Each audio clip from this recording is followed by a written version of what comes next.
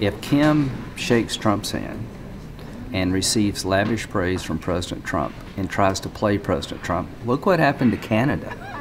Bad things are going to happen. The worst thing you can do to President Trump if you're a foreign leader is try to play him.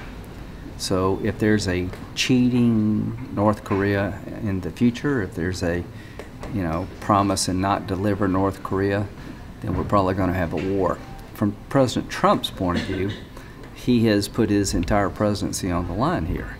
He says, I believe I can deliver when it comes to North Korea. No one else was able to do it.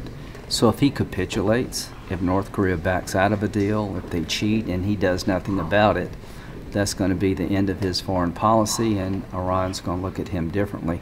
So whether they should have met or not, you can argue about that. I'm glad they did. We're going to call the question of North Korea here pretty soon. The message now is, let's try to find a peaceful solution. The military exercises being put on hold is fine with me. It gives us space. What would not be fine with me is to withdraw our forces from South Korea as part of any deal with North Korea.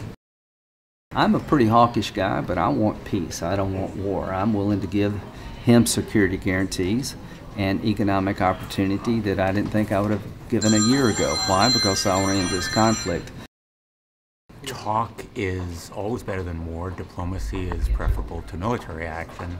There is a long road to go before we can really say there's progress, because an agreement so far is lacking.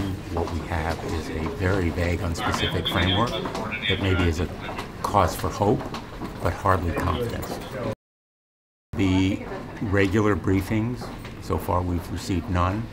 And ultimately, an agreement must come to Congress. Any easing of sanctions ought to be off the table right now. We should be increasing sanctions, not easing them, because those sanctions are what have brought North Korea to the table, and any elimination of sanctions requires congressional approval. So a final agreement, we're a long way from one, has to be brought to Congress, and I hope there'll be regular briefings beginning right away.